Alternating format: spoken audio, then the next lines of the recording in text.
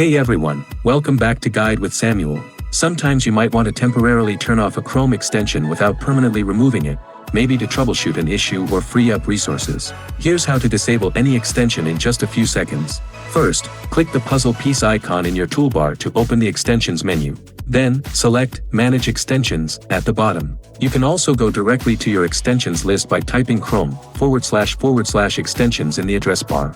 Next, you'll see all your installed extensions. For any extension you want to temporarily turn off, simply toggle the switch off, it will turn gray. That's it, the extension is now disabled but still installed.